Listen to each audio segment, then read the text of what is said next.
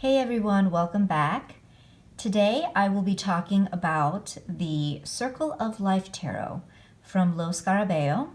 This is the deck that I have been working with for the month of March, so I thought I would share some of my impressions with you.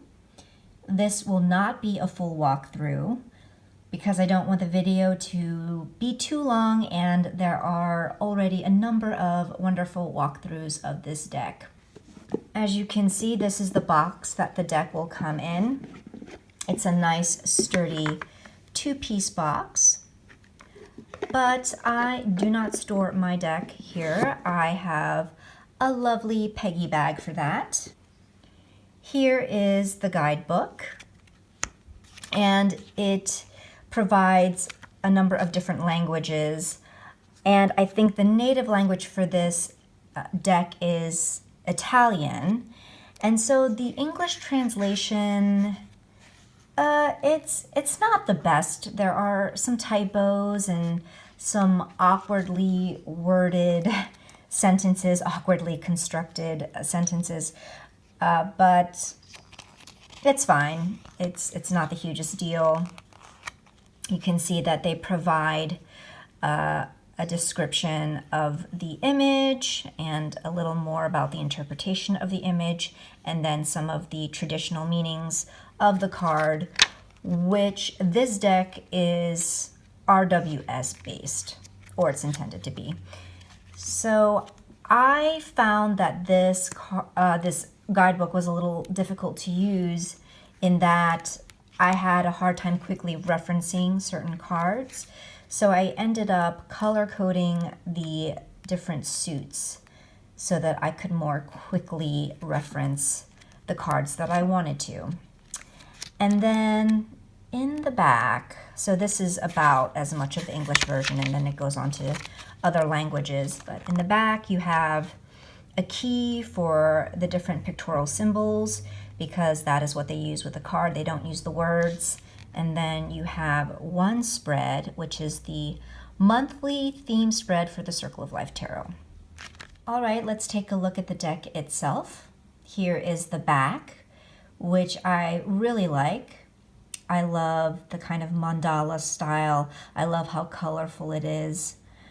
I have said in previous videos that what I am not a fan of is the cardstock. While it's not flimsy, it is prone to chipping easily. So right out of the box, I noticed that there were already chips on some of the cards, which is why I edged the deck in this deep midnight blue. This is my first round deck, and it might be my last, because this was a difficult deck for me to handle.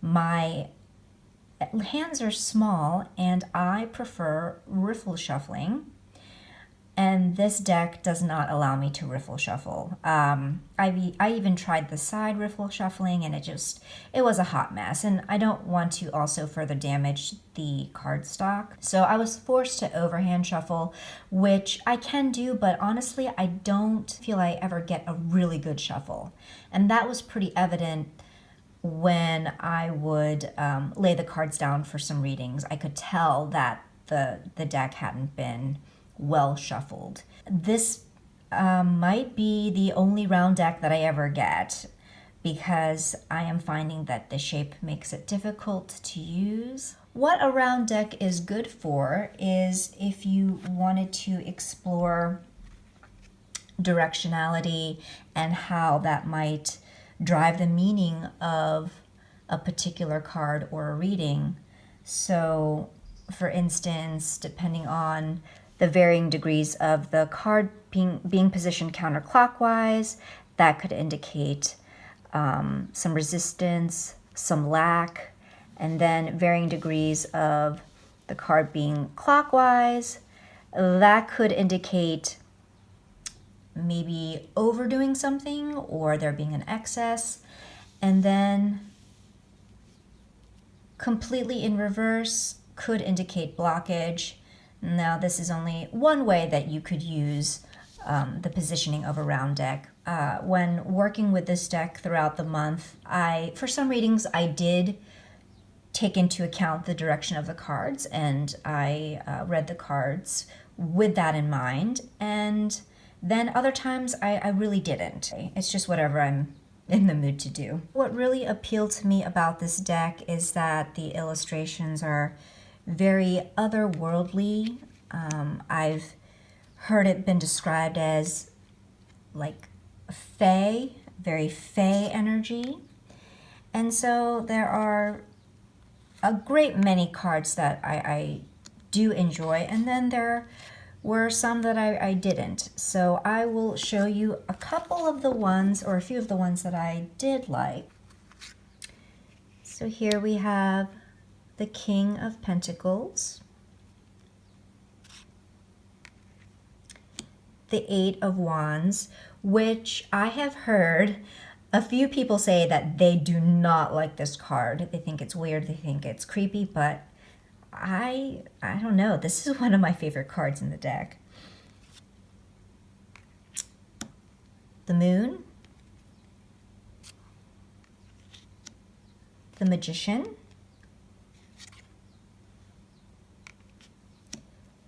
Nine of Pentacles,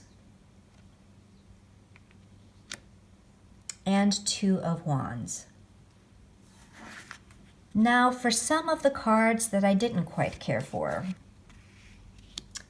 Two of Swords. Elephants are my Patronus, so you would think that I would love this card, but I don't. It's weird. It kind of freaks me out that there's a head embedded right in the forehead of the elephant itself. I'm not a fan. Two of Cups. So these two figures remind me of crawfish. And I have kind of a dislike, a fear of crawfish. I'm okay with lobsters, I'm okay with crabs, but crawfish I can't do. And we're not going to talk about it, but that's just why I'm not really a fan of this card. Five of Cups. A lot of people really love this card, the Priestess. I think I would like it more if it weren't for her headdress, because even though these are supposed to be snakes, whenever I see this card, it looks like she's got another pair of legs coming out of her head. Six of Cups. It's just weird. And then the Hierophant, which to me, this is a very traditional rendition of the Hierophant, which is, it doesn't quite flow with the rest of the deck, which I said is more kind of otherworldly. I think the biggest challenge for me with this deck is that many of the illustrations just didn't seem to fit with the RWS system. It was a little confusing as to what exactly I was looking at. And, despite what the guidebook had to say, they just really didn't seem to, fit into that system, that RWS system. And so it made me wonder if these were pre-existing images and Lo Scarabeo was trying to force RWS onto these images. Now, certainly some of them do lend pretty well, and then others not so much. So when I become aware that a deck is supposed to be RWS based, then my mind kind of automatically tries to force the images within that traditional meaning of the card. And so with this deck, I had to really check myself and just let some of these cards be what they were to me intuitively, as opposed to traditionally. So here we have the Ace of Swords. And when I first saw this card, I was just confused. I was confused about what I was seeing, and so I consulted the guidebook, and this is what the guidebook has to say about this card. A pregnant woman sits resting on the ground. A beetle hovers in front of her. A sword has been placed in the ground with its point down. The Ace of Swords challenges us to wake up and use our minds. The beetle trusts the woman not to kill it. The pumpkin is fully grown, and the seeds harvested from it will help to grow more. This card helps us understand the value of new ideas and the beginning of new projects. Meanings: a start of a new project, the initial spark of intellect, mental clarity. When I take a look at this card, I don't see any of that at all. One, you have a pregnant woman, which to me is so, it's so physical, it's so corporeal that I really have a hard time making the connection to the swords, to the air energy, the mental aspect of this suit. And to me, this felt maybe more pentacles or cups. And I actually saw this beetle as more of an ally or a guardian, that they weren't necessarily strangers, and that maybe he was, accompanying the woman, protecting her. He's holding a little sword of his own right there. But ultimately, this image wasn't so clear to me, and I don't think the guidebook was all that helpful. Once again, I just had to kind of go with the intuitive hits that I received. We have the Seven of Pentacles. The guidebook says, a mischievous person sits in a basket filled with eggs. A pet beetle hovers over the basket, leashed by its owner. One egg has a candle on it. Another has a melted puddle of wax. The person wears elaborate clothing. The brightly colored eggs suggest that a bountiful harvest has been gathered. This is ample bounty to be had in this basket. The lit candle shines brightly as a beacon or a warning for others. The beetle is leashed but seems to be mounting an escape. If the person isn't careful, they will lose the beetle and be pulled out of their basket. The lesson of this card is to enjoy the bounty, but be careful to keep the harvest intact. Meanings: gathering resources, enjoying a harvest, satisfaction of a job well done. I don't see her as a mischievous woman. I see her as the caretaker of these eggs. I see her as keeping vigil. These candles aren't, to me, beacons or signs of warning, but rather an indication of how long she's been there. You've got one that's already been burned down, and then another that continues to glow, and she's waiting and she's keeping watch. And the beetle, I don't get the sense that this beetle could whisk her away. I don't get that sense at all. Rather, I feel like, you can see by this crack here that this egg is about to hatch.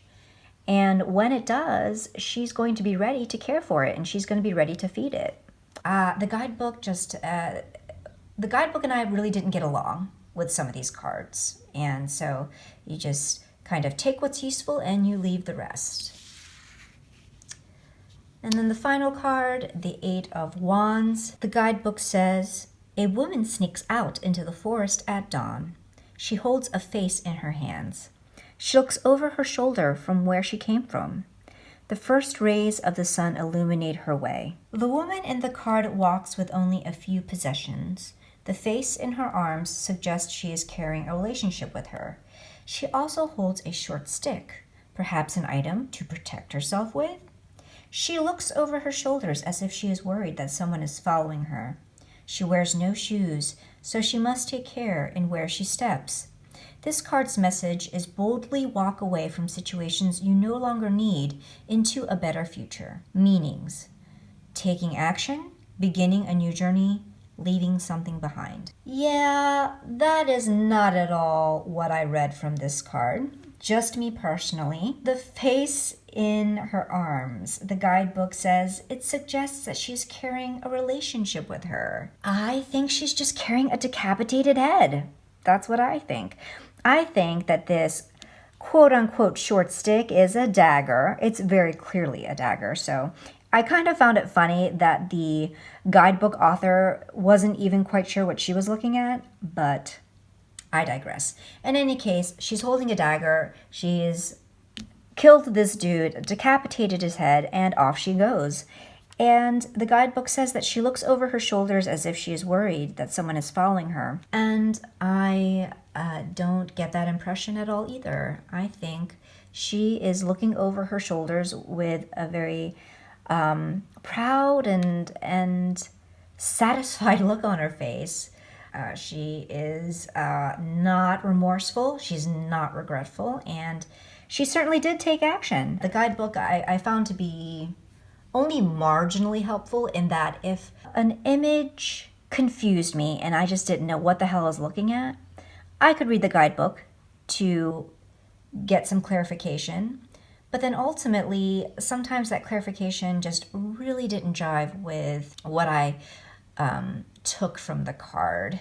You know, once I could kind of piece together the details and really think about it. Once I gained my stride with this deck, I really did enjoy working with it.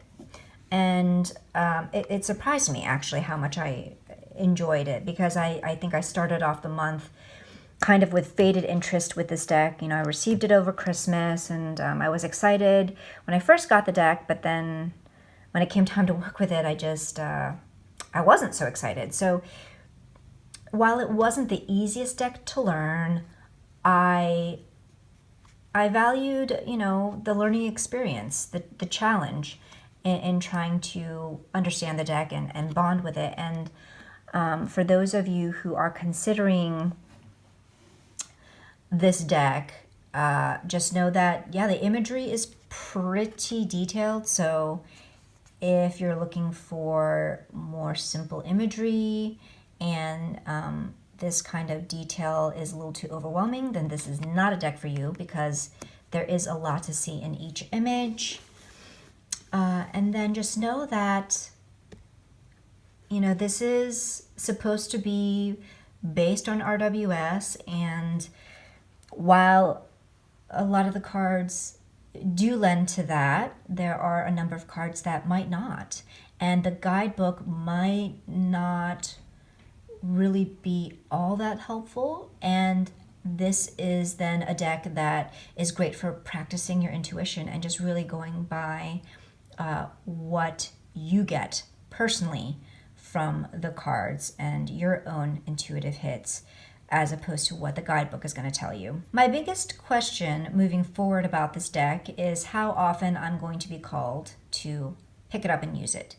Because honestly, the shape is, it might be a deal breaker for me. I just really have a hard time handling it. I know that sounds kind of silly, but if I can't really shuffle a deck very well, and that affects my readings, then I'm not going to feel motivated to really pick up the deck. I shall keep you updated. Thank you so much if you have stuck with me this whole time. I would love to know your thoughts about this deck, so please drop a comment below, and I will see you in the next video. Take care.